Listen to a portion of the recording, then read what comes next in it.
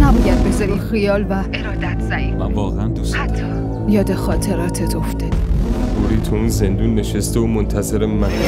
خاطرات گذشته که هیچ. اگه دیگه خود گذشته هم بیاد جلوم وایسه اون وقت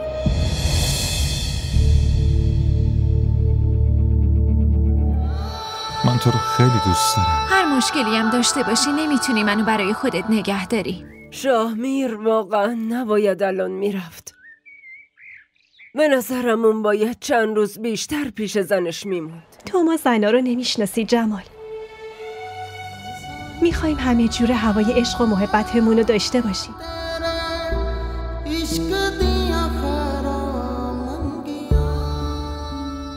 کارتون انجام شد. این آدرس خونه قیصرخانه.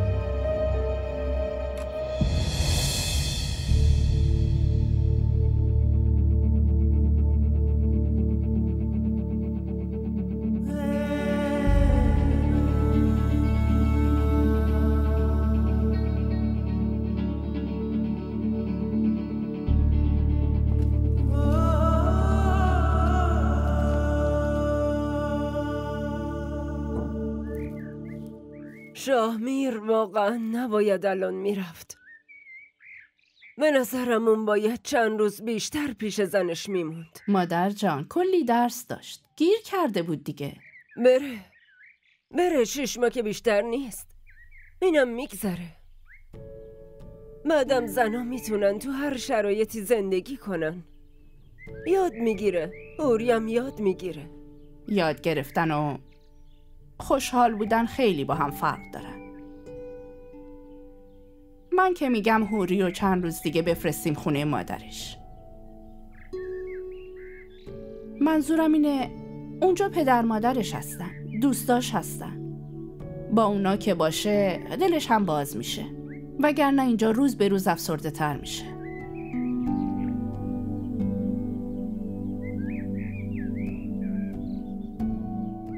هوری؟ بله مادر جون. بیا اینجا.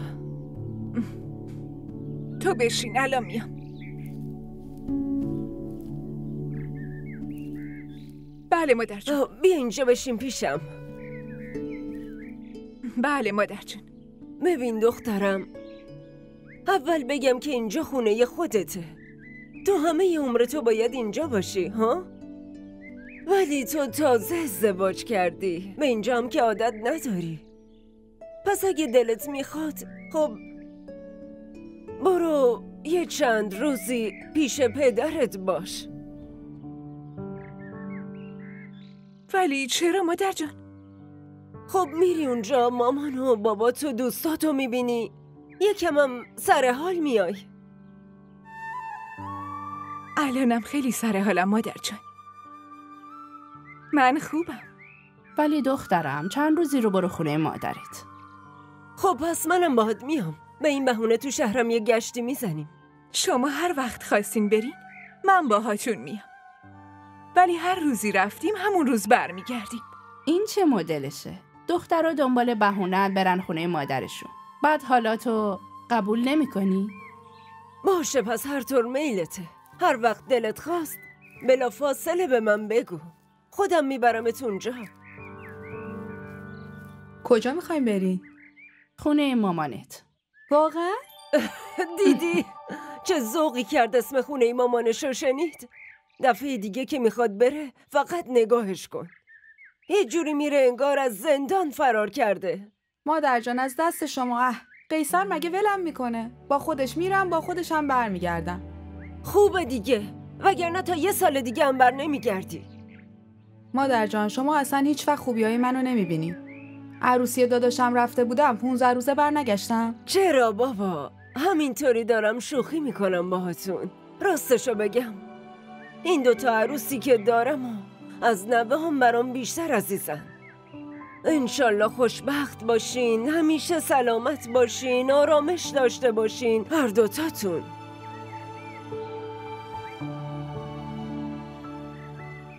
به چی فکر میکنی؟ باورت نمیشه اومدم؟ آره فیروزه، اصلاً حتی فکرشم نمی کردم که بیا اینجا. منظورت چیه شاه؟ برای چی اومدی آخه؟ من که داشتم برمیگشتم. اوه، یعنی از اومدنم خوشحال نشدی؟ تو ذوقت خورد؟ ببین فیروزه، از راه به این دوری اومدم، درسامو ول کردم، به هیچ کس نگفتم. بعد تو داری میگی برای چی اومدی اینجا؟ ببین شاه، من بهت نیاز داشتم، به خاطر تو اومدم. پس اینو ببین، این بلیت منه. وقتی بهم پیام دادی تو مسیر فرودگاه بودم. صبحم که بهت واتساپ پیام دادم. اون موقع توی پرواز بودم. تازه هر روزم همینو میگفتی که دارم میام. دروغ میگفتی دیگه. این دفعه چطوری باور میکردم که داری میای؟ الان دیگه باورت شد؟ بلیتمو دیدی؟ آره باورم شد. خوبه. حالا استراحت کن، من یه بلیت واسط میگیرم.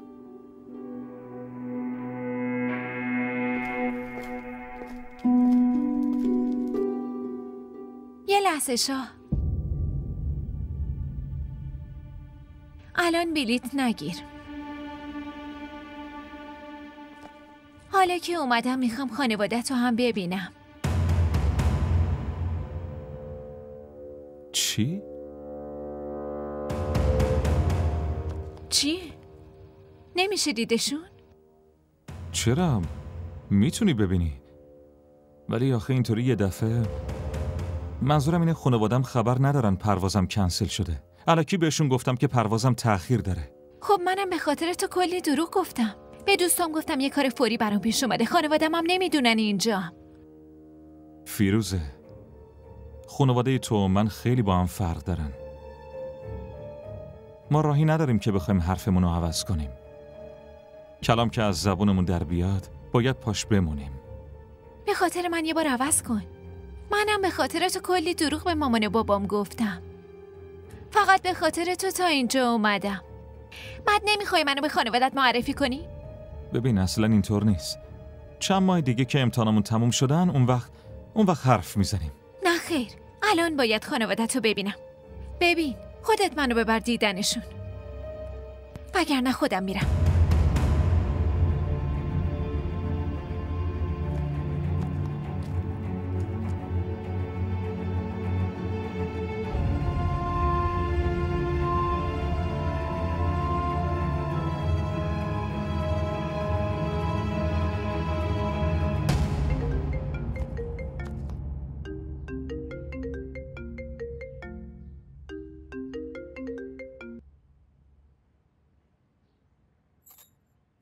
الو سلام.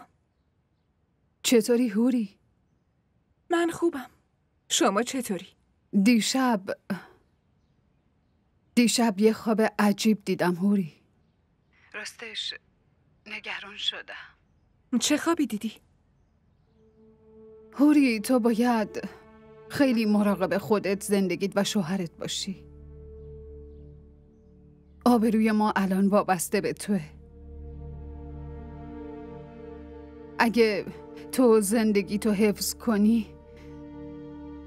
مام خوشحالیم و خیالمون راحته. مامان، به خاطر عزت و آبرو خوشحالی شما کارایی که نمیتونستم هم انجام دادم. دیگه برای چی از این خوابا میبینی؟ دست خودم که نیست هوری. خواب که هیچی. حتی دلم نمیخواد که توی ذهنم به نابود شدن زندگیت فکر کنم. برای همین از صبح دارم صدقه میدم.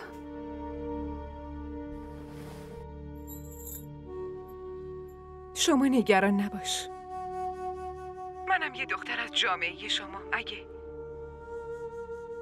برای اینکه جا پام صفر باشه میتونم از خوابایی که دیدم بگذرم. میتونم هم کاری کنم که خوابای شما هم تعبیر نشن. خدا کنه همین باشه. الانم که باید خونه شوهر تنها باشی. تا وقتی شاهمیر درسش تموم نشده و برای همیشه برنگشته باید حواستو جمع کنی. هوری، تو هر شرایطی، تو هر اوضاعی نباید بذاری فکر و خیال و ارادت ضعیف بشه.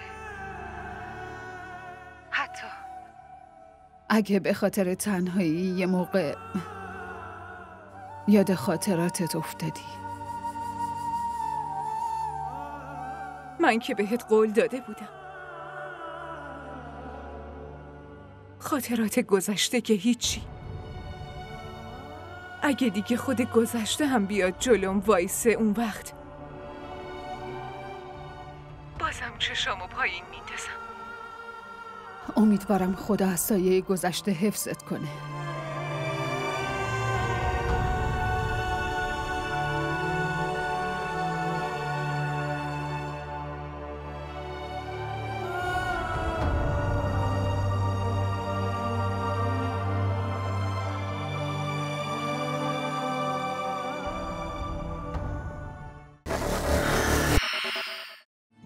تو رو خدا فیروزه، فقط یه بار با هوری حرف بزن. اون همه چی واسه توضیح میده. الو فیروزه، من هوریم. ما دوتا فقط به زبون زن و شوهریم. به جز اون هیچی بین من و شاهمیر نبوده.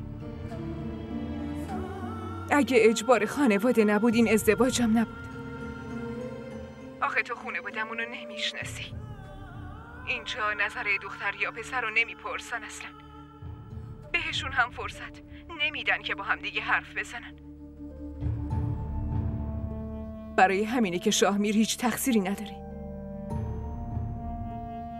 اگه امکان داره سعی کن شرایطشو درک کنی. اون فقط تو رو دوست داره.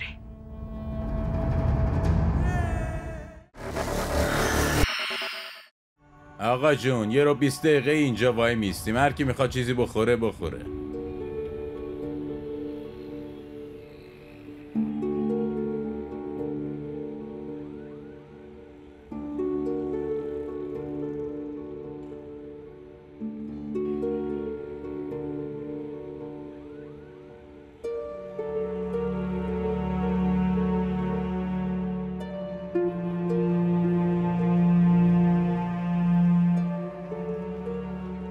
نمیدونم چرا اومدی.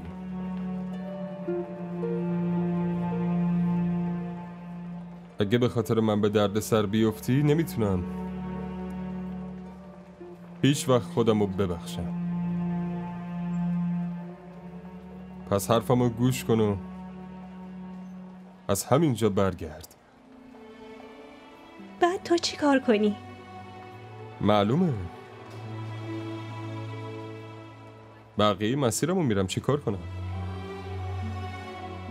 اونجا میری و مثل یه بدبخت خسته آوارگی میکشی، یا مثل عاشق دیوانه زل میزنی به دیوار و به امید دیدن هوری روزتو شب میکنی. اصلا نیازی به این کارا نیست.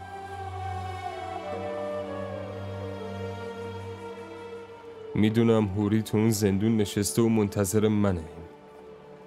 خدا کنه همونطور باشه که میگی، ولی نمیذارم تنهایی برگردی. تو هم باید تنهایی ادامه بدی.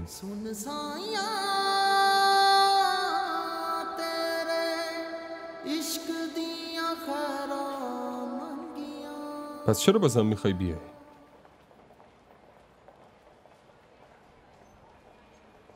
تو ما زنا رو نمیشناسی جمال. میخوایم همه جور هوای عشق و محبتمون رو داشته باشیم. هر چقدر ببازیم ولی باز هم حاضر نیستیم دوباره تجربهش نکنیم.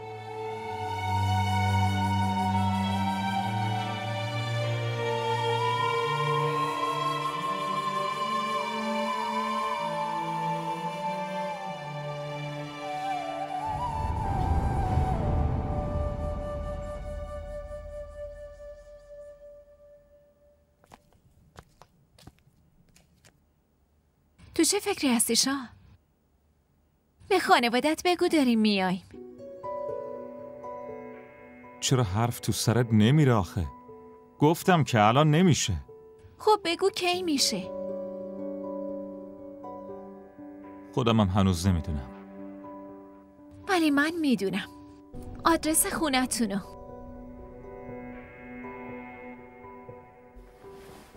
با پرواز بعدی بر میگردیم. تا خانوادت نبینم هیچ جا بر نمیگردم. تو چت شده فیروزه؟ آخه چرا لج میکنی؟ چون بیشتر از این نمیتونم خانوادم رو معطل کنم. بابا میخواد قبل از اینکه بره آمریکا منو شوهرم بده. ببین فقط همین 2-3 ماه فرصت داریم. تو هم اگه الان به خانوادت معرفیم نکنی یا قضیه ازدواجمون قطعی نشه دیگه منم باید با بابام برم آمریکا یا با یکی دیگه عروسی کنم. همه اینا رو هم بابام همین دیروز به هم گفت. برای همینم منتظر نشدم اومدم اینجا. ولی فیروزه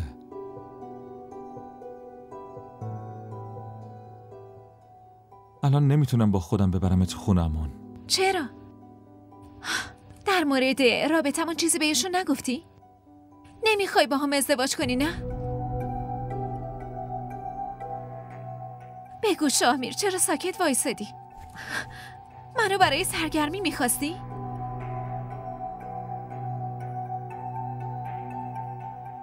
نه فیروزه اینطور نیست. خب پس چیه؟ ببین درست حرف بزن. فیروزه من تو رو خیلی دوست دارم. واقعا عاشقتم. پس منو به خانوادت نشون بده. مشکلش چیه؟ چرا منو نمیبری خونتون؟ چون اونجا فقط خانواده من نیستن.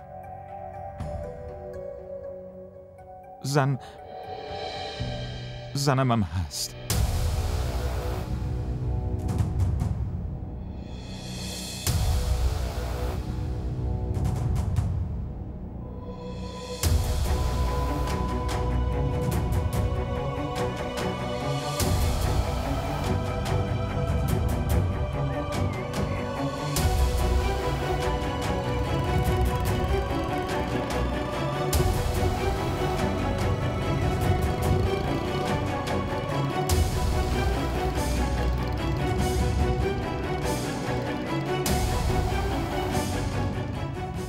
بیماری مادرجان فقط بهونه بود.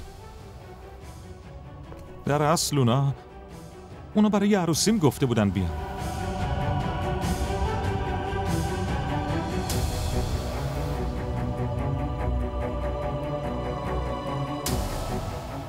فیروزه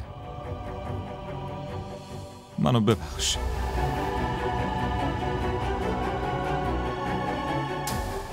ببین برای این بهت نگفتم چون از بچگی من و هوری به نام هم بودیم. تو فرهنگ ما آدم از جونش دست میکشه ولی از حرفش نه. پس این همه مدت داشتی الکی بازی میدادی؟ نه فیروزه من تو رو خیلی دوست دارم. فقط میترسیدم از دستت بدم.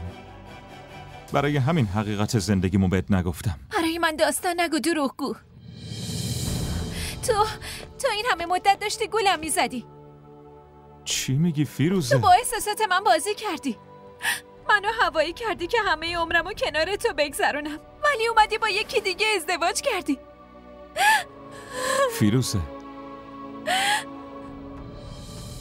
فیروزه خانوادم بد جور مجبورم کردم. حتی نمیخوام اسممو به زبون بیاری. ازت متنفرم شاهمیر. فیروزه من تو رو دوست دارم. خیلی خیلی دوستت دارم. اگه حرفمو باور نمی‌کنی خب اصلا از هوری بپرس. من تا حالا حتی تو چشاش زل نزدم. داری دروغ میگی شامیر. تو الانم داری به هم دروغ میگی. راست میگم فیروزه. من به اصرار مادرجان و خانواده‌ام با هوری ازدواج کردم، ولی هیچ وقت هوری رو از ته دل قبول نکردم. حتی درباره تو هم همه چی رو بهش گفتم. حرفمو باور نمی‌کنی آره؟ پس وایسا، صبر کن. الان هوری رو میگیرم که بهت بگم. نمیخوام با کسی حرف بزنم. همش میگفتم برای چی اینقدر دلم شور میزنه؟ چرا اینقدر انرژی منفی میگیرم؟ نمیدونستم تو اینجا. فقط خواهشاً یه بار با هوری حرف بزن. تو یه قالتاقی، یه دروغگویی. الو شامیر. سلام. فکر کردم الان تو هواپیمایی. چی شده؟ نرفتی؟ چی شده آخه؟ نه، چون که منو گول زدی. از عشق من سوء استفاده کردی. الان کجایی؟ همینجام. فیروزه هم اینجاست. چی؟ آره. به داداش دروغ گفتم. الکی گفتم پروازم تأخیر داره و توی شهر موندم. فیروزه فهمیده ازدواج کردم و خیلی ناراحته. داره با هم دعوا میکنه. خواهشاً خودت بهش بگو من و تو با چه وضعی ازدواج کردیم. تو بهش بگو که من چقدر دوستش دارم و چقدر بهش وفا دارم.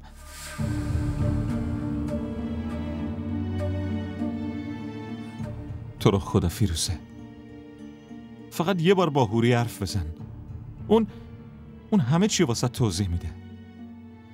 الو فیروزه، من هوریم. ما دوتا فقط به زبون زن و شوهریم. به جز اون هیچی بین من و شامیر نبوده. اگه اجبار خانواده نبود این ازدواجم نبود. آخه تو خانوادمونو نمیشناسی. اینجا نظر دختر یا پسر رو نمیپرسن اصلا. بهشون هم فرصت نمیدن که با هم دیگه حرف بزنن. برای همینه که شاهمیر هیچ تقصیری نداره. اگه امکان داره سعی کن شرایطشو درک کنی. اون فقط تو رو دوست داره. منم هیچ مشکلی با رابطه شما دوتا ندارم.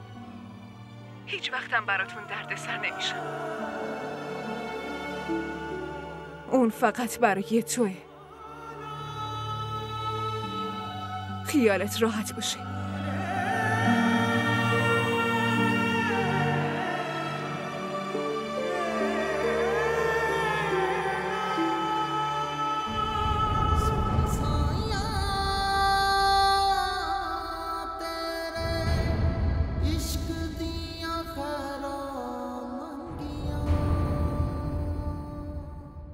هوری؟ بله مامان. دخترم با شاهمیر حرف زدی؟ نه باهاش حرف نزدم. گفتش برسه فرودگاه خودش زنگ میزنه. ولی فرودگاه که نرفته، پروازش تأخیر داشته، رفته خونه یکی از دوستاش. کی بهتون گفته؟ قیصر زنگ زد، میگفت شاهمیر رو رسونده شهر و رفته جایی. تو یه زنگ بزن بپرس خونه کدوم دوستشه، بعدم پروازش چه ساعتیه. الان میپرسم. راستی غذا حاضره، زنگ زدی زود بیا غذا سرد نشه.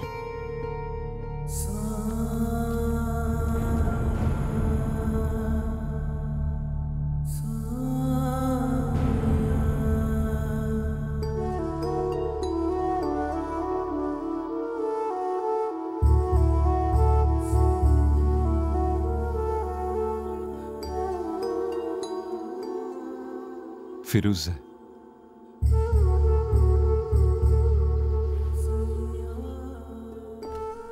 فیروزه من خیلی دوستت دارم.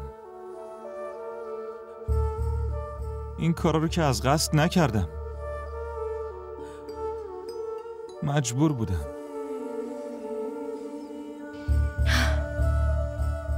خب برو پیش اجبارت بمون. از امروز دیگه هیچ کاری بهت ندارم. اینطوری نگو دیگه. من هنوزم فقط برای تو هم. مگه نشنیدی هوری چی گفت؟ من و اون اصلاً عین زن و شوهر نیستیم. اون برای من فقط یکی از قولای خانوادمه. همینو بس.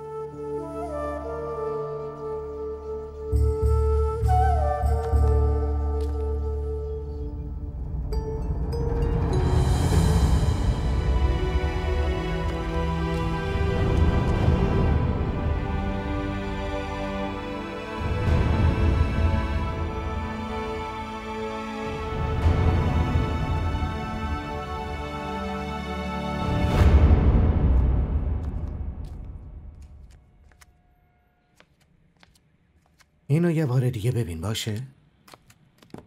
بهم خبر بده. ببخشید آقا ارشاد. بله بفرمایین. شما؟ من دوست فائزم مریم. ایشون هم دوستم جماله. آها فائزه بهم گفته بود هم میخواین اینجا بمونین هم یه سری اطلاعات در مورد کسی میخواین. بله خب ما یه اطلاعاتی از قیصر خان میخوایم. یکی از آدمای مهم شهرتونه. ازشون هرچی بهمون بگین خیلی به دردمون میخوره. زیاد میبینمش ولی همه چی خوبه. منظورم اینه که خیالتون راحت باشه. مشکلی نیست، امر خیره. مطمئن باشین پشیمون نمیشید. اینطوری فکر کنید که خدا ما رو برای کمک به یه نفر انتخاب کرده. خب من پسرعموی فائزه‌ام. اینو میدونم که اون هیچ وقت آدمای بدی و پیشم نمیفرسته. ولی خب قربونتون برم من بچه‌ی قد و نیم قد دارم. تو رو خدا حواستون به این موضوع باشه. شما پسرعموی فائزه این برادرم میمونید. مشکلی پیش نمیاد. شما نگران نباشین. اصلا ضرر نمی‌کنین. فقط میخوایم آدرسشو برامون پیدا کنید. باشه چشم. همه سعیمو میکنم. تشکر.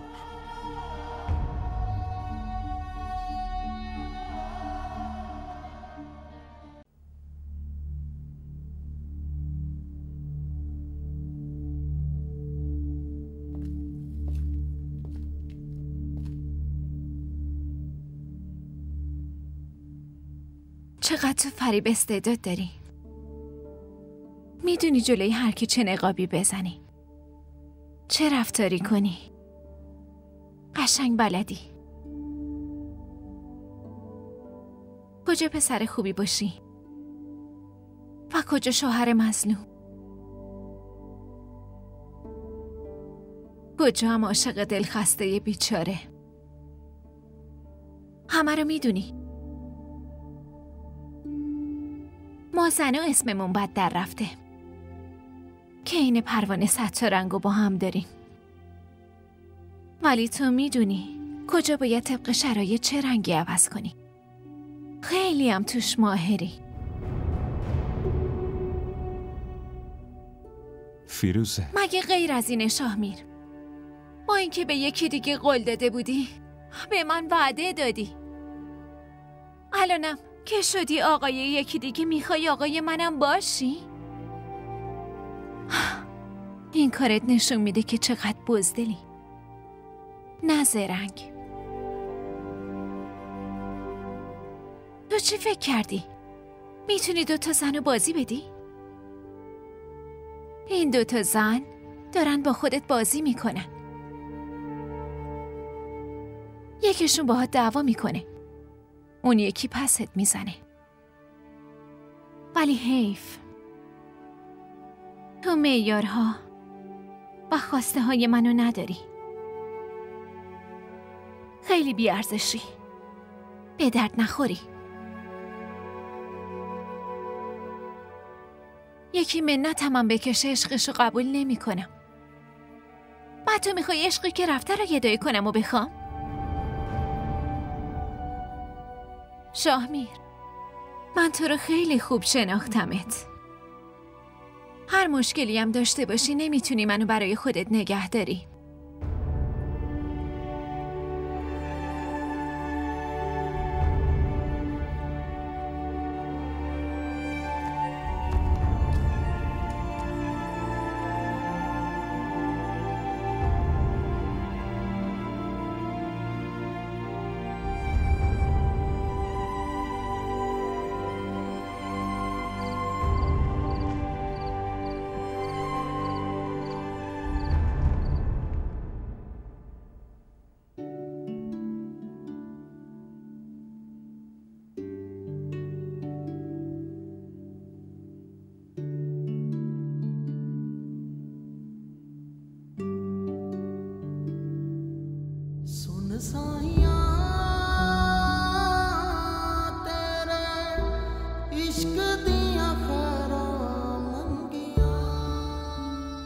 کارتون انجام شد.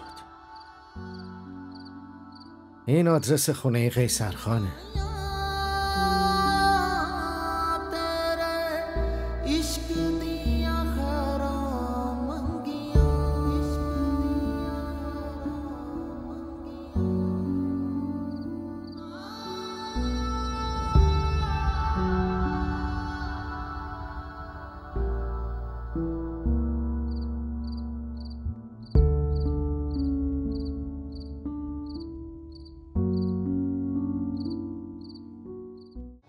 این ویدیو رو لایک کنید، کانالمون رو سابسکرایب کنید تا از سریال های جدیدمون هم آگاه باشید.